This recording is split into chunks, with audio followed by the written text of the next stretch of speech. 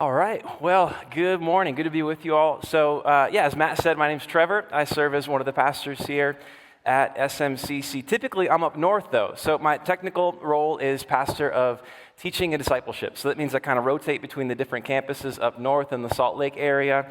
And then the discipleship side is just having a hand in classes, small groups, and men's and women's ministry as well. But super excited to be with you all down here and to escape I guess it's colder than normal down here, but it feels pretty good to me. So I'm enjoying it. Hopefully it warms up for the rest of y'all and gets back to more what you're used to. So thanks for having me and thanks for being here. Real quick, I thought a helpful way, because we're getting to know one another, kind of a helpful way to just establish our relationship would just be to dive into, kind of the deeper end of the pool right off the bat. So I mean some of the more hotly debated subjects, some of the more divisive things. I thought it would make sense to just dive right into that initially off the bat here and see how that establishes our relationship, see if we can build some trust that way. So this is one of the most debated subjects of our generation. I just thought I'd throw it out for you. And I want you to interact with this as well. So the question is, Pepsi or Coke? Pepsi or Coke? So go ahead, throw up a hand if Coke is your thing. There we go. All vanilla and diet and zero flavors included. Now Pepsi, any Pepsi fans? All right, very good. So pretty split. That's unfortunate because I don't know how we're going to move forward today in the midst of this disunity and this division. We'll try some other ones. Let's try Pizza Hut or Domino's. So we'll go ahead and throw up Pizza Hut. We got a couple of them. Domino's. Very good. I actually had Rigotti's last night. It's fantastic. I was going to make a joke, but you stole it. So there you go. That is wonderful. Okay. We'll finish up with this one. Chick-fil-A or Popeyes? So go ahead, throw up a hand if Popeyes is your thing. Very good. We got a couple. Okay. Got a few. Now raise a hand if the Lord's chicken is what you enjoy. There we go. Okay. There we go. There we go. We got to clap for that. That's good. So the funny thing about all of these restaurants is that they're actually quite similar. So much so that you could say they're the same-ish, right? That Domino's, Little Caesars, all these different restaurants, Pizza Hut, Rigotti's, they're all making pizza. But if you ask the question, are Domino's and Pizza Hut the same as Rigotti's? They're the same-ish, right? They're all making pizza, but there's also a little bit of a difference. And the interesting thing about that is whenever you take those three little words, ish, and you apply that to the end of another word, it adds some kind of difference to the meaning. It changes something to it, right? And usually what it's an indicator is that it's similar, it's the same, but it's somehow lacking, that it's missing something, that in some way it is fundamentally inferior. And along those lines, what I want to do is introduce you to something that may be a new word, but in no way is it really a new concept. And the word is Christian-ish. Christian-ish, which is liking the symbols, traditions, words, themes, and benefits of Christianity while lacking real trust in Christ. Liking the symbols, traditions, words, themes, and benefits of Christianity while lacking real trust in Christ. Now, here's the thing. If you are not a Christian, if you're not someone who calls yourself a Christian or a follower of Jesus, I think there's probably a decent chance that you've had some experience of this in your life. Someone who claimed to follow Jesus, and yet they claimed to be all in, and yet when you looked at their life, when you saw kind of the sum total of how they lived, there were some gaps, right? That there were some areas where things weren't quite adding up. And I think if we're honest, nobody's perfect, and yet sometimes there can be something unappealing about that, something unattractive about that, for someone to live in a way that is Christian-ish, and yet there's something fundamentally lacking. And that's really what we're going to spend some time talking about today. And if that's true for you, if that's something you have experienced and have maybe even been put off by, let me just say that you and Jesus would actually have some common ground because he himself was put off by that as well. And it was something that he himself addressed. And so as we continue our series today, The Kingdom is Like, we're going to be looking into another parable where Jesus addresses that particular issue, where he tells a story to illustrate a truth about his kingdom to address this particular issue. And I think if there's anything to take away from it, it would be this idea that you can go to church and not be in the kingdom. You can go to church and not be in the kingdom. That is possible. You can be Christian-ish and yet be lacking in a fundamental way. And in that lacking, be missing the kingdom. And so what I want to do as we continue the series is look into that parable and just kind of break it down together and see how Jesus unpacks that and how he gets at the issue. But before we do that, there's another passage in the book of Matthew, which we've been studying, where Jesus sort of lays the foundation for the parable. It's sort of a precursor in another section of teaching in the book where he addresses the issue and introduces it, and then he builds on that later with the parable. So I want to look at that first on the way to the parable itself. So Matthew chapter 7, picking it up at verse 21. Matthew 7:21 reads like this. Not everyone who says to me, Lord, Lord, will enter the kingdom of heaven, but only the one who does the will of my Father who is in heaven. Many will say to me on that day, Lord, Lord, did we not prophesy in your name, and in your name drive out demons, and in your name perform many miracles? Then I will tell them plainly, I never knew you. Away from me, you evil doers.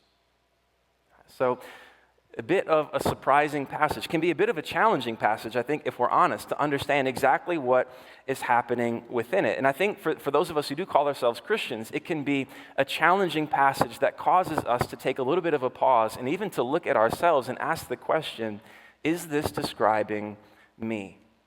Is what the passage is talking about, is it getting at me? Is this a reality that one day it's possible basically to live your life filled with all of this Christian-ish behavior and then get to the end of it and stand before Jesus and have him for some reason say, I never knew you?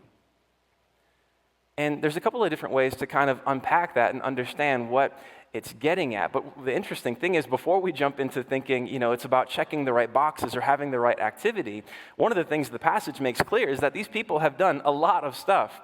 That they've done more than likely I'll ever do in my life, have done or ever will do, because I've never performed a miracle. And yet that is on their resume, but it's still not enough. So it's not about activity.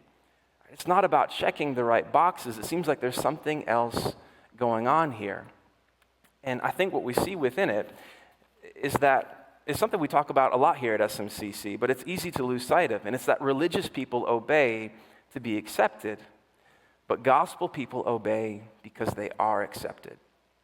Religious people obey to be accepted. The people within the passage, their lives are full of Christian-ish behavior, of all kinds of activity. But the question is, what is the motivation? What is driving it? Is all of the activity there as a way to earn God's approval, to earn his approval, to earn his delight, his joy, his honor, his love, to earn all of those things? Or is the activity done in response to all of that which is already given freely in the first place? And so Jesus, he establishes that here back in chapter 7 in what's called the Sermon on the Mount, basically Jesus' most famous sermon. And then later on in the book of Matthew, he returns to that and builds on that theme further within our parable for today, which is called the parable of the net. And so having established that, let's just go ahead and keep trucking along here and jump into the parable itself. So Matthew chapter 13, verses 47 to 50. Matthew 13, verses 47 to 50. So once again, is Jesus speaking here, the kingdom of heaven is like a net that was let down into the lake and caught all kinds of fish. When it was full, the fishermen pulled it up on the shore. Then they sat down and collected the good fish in baskets, but threw the bad away. This is how it will be at the end of the age. The angels will come and separate the wicked from the righteous and throw them into the blazing furnace, where there will be weeping and gnashing of teeth. All right, so he opens up with the parable, the story or the illustration there. That fisherman catches all of this fish within a net, then pulls it kind of aboard onto shore, and then they separate the good from the bad fish. And he goes on to explain that this is an illustration of what will happen at the end of the age, that essentially humanity, when the curtain comes down in human history, that we will be judged, evaluated, and even separated in this way to these two separate ends. And that is what Jesus is describing here. Kind of an interesting note is that the gnashing of teeth isn't necessarily an indication of pain and suffering. It's actually more so an indication of frustration and anger. is more so what that's describing. And so Jesus, again, he uses this illustration that was common to the day. Right? He's talking in the northern region of Israel, near the Sea of Galilee, where many people earned their living through fishing, through this very economy that he's describing within this parable. So that is what Jesus is talking about here. Now the question is, I think what it really is begging an answer for is, what does it mean to be a good fish versus a bad fish? Because if anything, the parable makes it very clear that the good fish have a pretty good end in mind, and yet the bad fish go on to suffer a fate that is not what you would call desirable. So the message is pretty clear. You want to be a good fish, but the question is, how do you be a good fish? What makes a good fish a good fish is the question. And I think there's a few different ways to unpack it. So my first interpretation would just be this. When I was approaching it, trying to figure out, what does this mean, diving into commentaries, and it's that it means you shouldn't be a salmon. Because if we're honest, salmon is gross, right? It's a bad fish. Nobody likes salmon. If we can be honest about that this morning. I mean, perch, whitefish, walleye, if it's a Friday night fish fry with some beer-battered fries and a drink on the side, I'm good with that. I can enjoy that. But salmon, I don't know. I've tried it with marinades. I've tried it with all the different, it just doesn't work for me. So it's a bad fish. That's the first interpretation, which I'm pretty sure is not the right interpretation.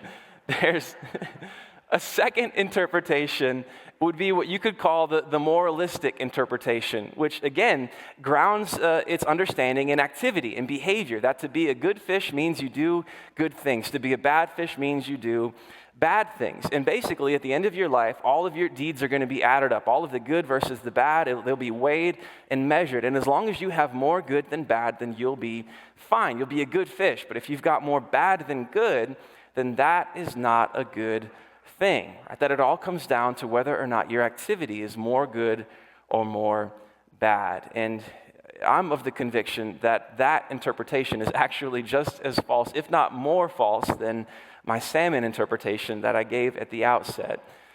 But thankfully, there is a third interpretation of the passage. And one of the things we stress here at SMCC is that context is king. When it comes to understanding a passage in the Bible, or really understanding anything, context is king. Context matters. And over the course of these past 7 weeks, we've been looking at these parables that Jesus has been teaching to illustrate different truths about his kingdom. And they're clustered together in this chapter 13 of the book of Matthew. And within that, there's almost like this mini-series that we've been in the past several weeks, looking at the parables of the hidden treasure, the parable of the pearl, and now today, the parable of the net, that they are interconnected.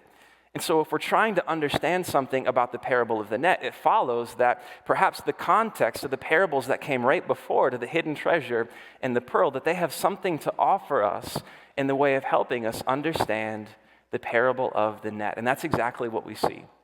Right, because the hidden treasure, it's this story about a man who is in a field for some reason. We don't know why. We don't ever get that. To me, it seems like he's trespassing. I can't find a better explanation than that. He stumbles on this treasure, and then he buries it so no one else finds it, sells everything he has so he can buy the field. And this illustrates something about the kingdom. Pretty simple message, that it's worth more than everything and anything in this life that we have ever owned or could ever dream of owning. Right? We were driving in and saw this beautiful mansion on top of a hill. It had the whole thing to itself, right, with this majestic view that you pretty much have wherever you're at in St. George. And according to the parable, the kingdom is worth far more than even this beautiful mansion on top of a hill that it has all to itself with this gorgeous view. It's worth more than everything and anything. And if we understood that, if we understood its true value, then we could gladly give up everything we have in this life in order to possess it, and we could do so with joy. So that's the first one. The second one is the parable of the pearl, which is basically the same exact story. That's this pearl merchant who is looking for fine pearls. He finds one that is of incredible value, sells everything he has so he can buy and possess this pearl, so he can make it his own. Basically the same exact story. He recognizes the value that it has, gives up everything he owns in order to possess it. Same point, that the kingdom is worth more than everything and anything in this life. And then we come to our parable for today, which again is hitting on the same theme, talking about the same subject, and yet in the first two, Jesus is working to basically stress the value of the kingdom. He's trying to persuade his listeners into understanding how valuable it is. But when he comes into the third parable, all of a sudden he turns the tables, and he's not trying to be persuasive anymore. But at this point, what he's beginning to unpack with this third story is that if I fail to understand the value and the worth that the kingdom really and truly has, then perhaps that is an indication of something that is off within my heart. Right? He spends the first two stressing the worth and the value that is inestimable. And then in the third, he turns the tables and begins to say, if we fail to understand the value, right, if we miss it, then perhaps that is an indication of something that is off within our hearts. And what that third interpretation tells us is that the good fish aren't good because they do good things, and bad fish aren't bad because they do bad things. But good fish are good because good fish treasure the pearl. Good fish treasure the pearl. That they recognize the value of the kingdom and live their lives in a way that is in alignment with that understanding. Real quick, if it's going to bother you, I know in the notes I skipped one of them. I don't want you to be distracted, so let me just address that. A person's activity is driven by their identity, which is absolutely true. I just didn't have as much to say about it, so you can go ahead and fill that one in. So a person's activity is driven by their identity. And good fish treasure the pearl, right? So at this point, I think really the question is, at the end of this little mini-series, these three parables that are all linked and tied together, the question is, why would we miss the value within the kingdom? Right? If this third one is saying that perhaps it's an indication that there's something off within our hearts. If we fail to understand the value, then what is it that's off within our hearts? What is it that would cause us to miss this, to be blind to this, to somehow fall short in our understanding of the kingdom's value? And I think really the short answer to that question is idolatry. Is idolatry, which, if that's not a super familiar term, I think a helpful way to understand it is that an idol is any good thing that becomes a God thing. An idol is any good thing that becomes a God thing. The understanding being that we were created for a relationship with God. And God was created us in a particular way where he is meant to be the ultimate thing within our lives, that everything else is oriented around, that we treasure and value more than anything else. And so because we're created in that way, when that relationship isn't there, when God's not in that place, something else always fills the void. Something else inserts itself into that vacuum, whether it's work or relationships or marriage or family or whatever it might be, even a pursuit or a hobby. Something always becomes the ultimate thing. And if it's anything other than God, eventually that thing comes to wreak havoc on our lives because it's filling a position that it was never intended to. It's almost like a person who owns a diesel truck and they put in regular gas because it's cheaper, thinking they're getting a deal, but it doesn't turn out to be a deal because it wrecks the truck. It breaks it, and idolatry does the very same thing to you and I. And I know that's something that we've been discussing over the past several weeks, but what I'd like to say today, I think, and going just a little bit further into it, is that it's helpful to identify what our idols are. And it's far more helpful to identify their origins. It's helpful to identify what our idols are, to know the specifics, to know what we have a tendency to treat as if it were the ultimate thing in our lives, and yet it's far more helpful to understand why we do that, where the origin comes for that particular idol within our life, why we began to treat this particular thing in such a way, to understand why we do that. And to that end, the idea I just want to explore a little bit together is that idols often arise out of wounds. Idols often arise out of wounds. And I think the way it kind of works is at some point we go through something incredibly painful within our lives, whether that's in our childhood. Sometimes I think it happens even in adulthood, right? That we experience something that is so painful that whether consciously or subconsciously, somehow we make the decision that we never want to experience that again. We never want to go through anything like that. And so what we turn to make sure that that happens is something that if we dedicate ourselves to it, if we sacrifice for it, if we give our all to this thing, it will ensure that we never have to feel that pain again. And that is an idol. And just to kind of tease out a couple examples, one example would be the businessman, right? The guy who works ridiculous hours week after week after week, chasing always the next promotion and the next raise, climbing the ladder and doing so at a remarkable pace. And yet the reason he's doing so is because he wants to provide for his kids and for his family. He doesn't want them to go without. But the reason is actually a little bit deeper than that. It's because he never wants his kids to go through what he did growing up. He never wants his kids to wake up on Christmas morning to find that there are no presents under the tree because the family couldn't afford it. He never wants his kids to be cold in the winter because the family can't afford heat. He never wants his kids to have to go to school hungry, not having breakfast, not being able to have lunch, and even going in clothes that in some ways cause some form of shame. He never wants them to go through their childhood with the shame of poverty that he did. And so he works these ridiculous hours, pouring himself into his career so that he can provide in such a way that they never have to experience the pain that he did. And yet all the while, he hasn't enjoyed a dinner with them in weeks, and he hasn't tucked them in at night in even longer. Because while the idol may have helped him initially avoid the pain, it is now destroying his life and his family. Because it's an idol that has arisen out of his wound. And I think another example would just be, let's say the mom who needs her children's birthdays to be absolutely perfect, right? To be flawless, from the invitations to the cake to the games that are played to the whole itinerary and the agenda and all of it, even to the swag bag that all the different kids get. The birthday needs to be absolutely perfect, not just on Instagram, but actually perfect in reality. And the reason is because growing up, her birthdays were always overlooked, always forgotten, never remembered, never celebrated. And what she internalized through that experience is she wasn't worthy of being celebrated. She wasn't worth being loved. She wasn't worth being remembered.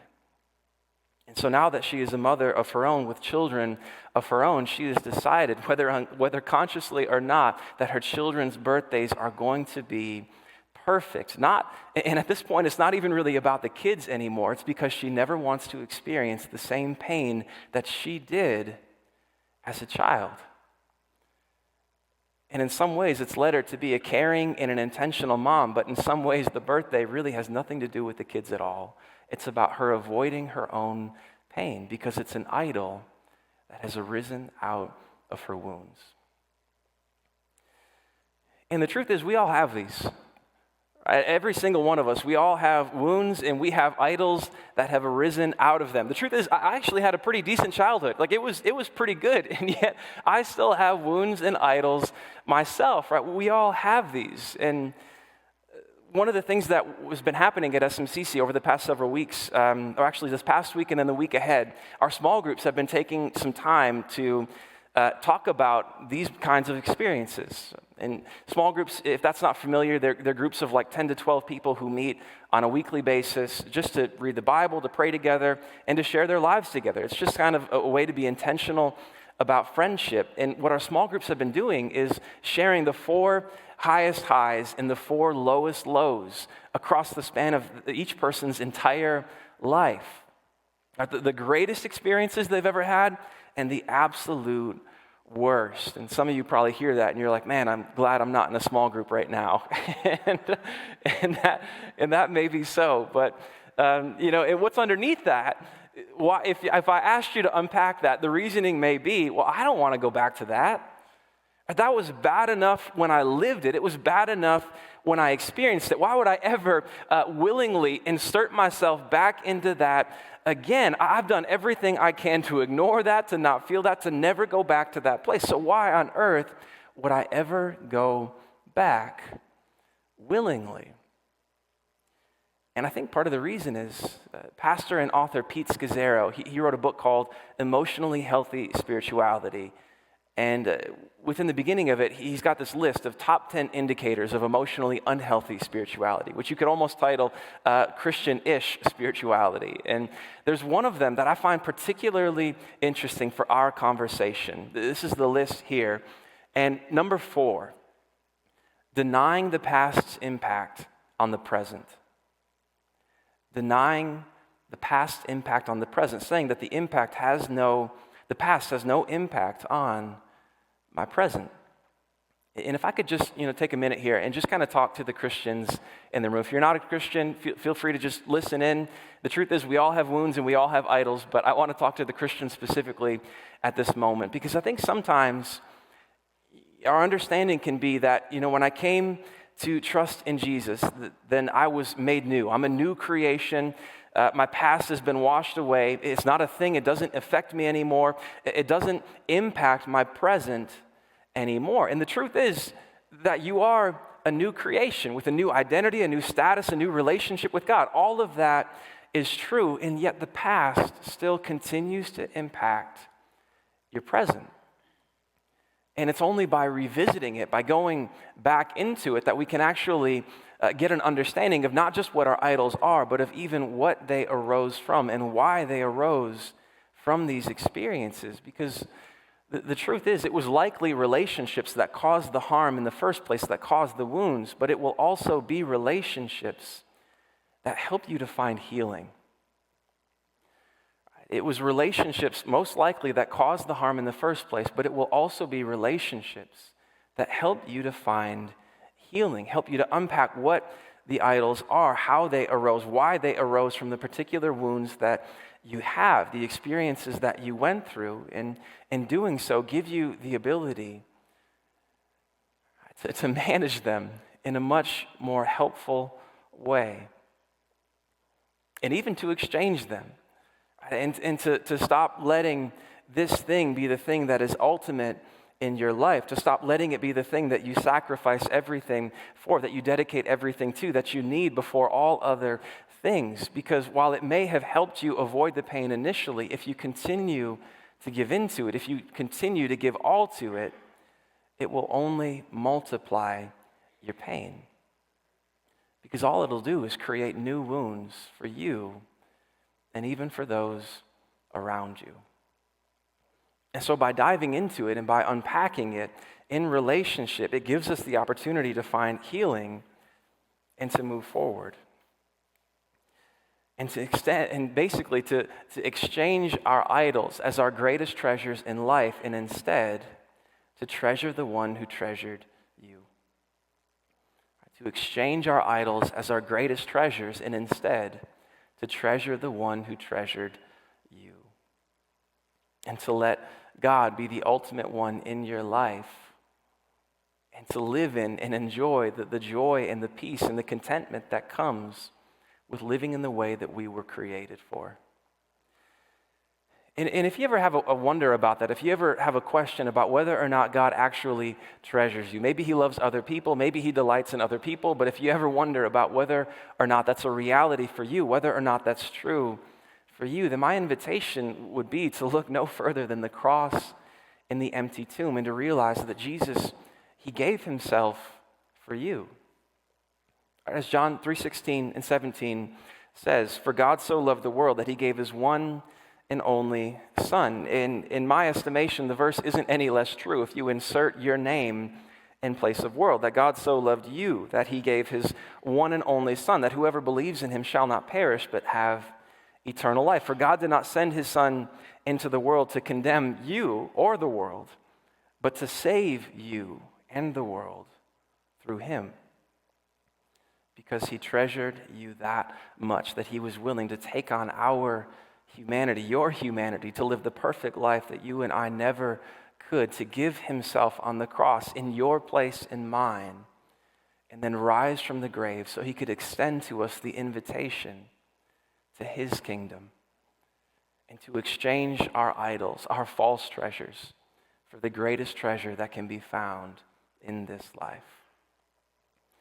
And really, when we say yes to that, when we say yes to finding our treasure in him and placing our trust in him, what we're saying yes to is the kingdom.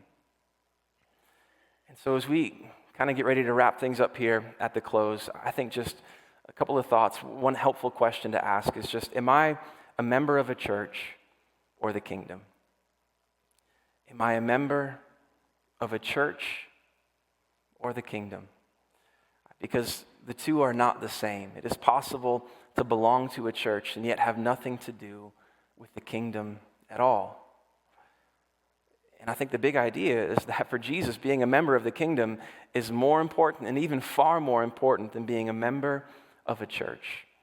Because religious affiliation, it isn't the main thing, because churches are full of both good fish and bad fish, of Christian trust in Jesus and Christian-ish behavior. That churches are full of all of it.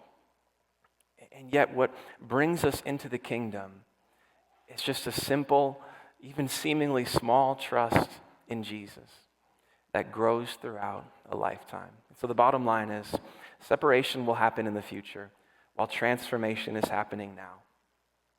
Separation will happen in the future while transformation is happening now. And I think if I had any invitation for you this morning, it would be to not just identify your idols, but to move further in relationships to identifying even the wounds that your idols have arisen from. Because that, more than anything else, I think will give you the ability to exchange your treasure, the false treasure that we so often cling to, for the real treasure that Jesus offers, and help us to continually place a growing trust in him, one step at a time. Would you pray with me? Jesus, we thank you for the time together this morning. We thank you for your word.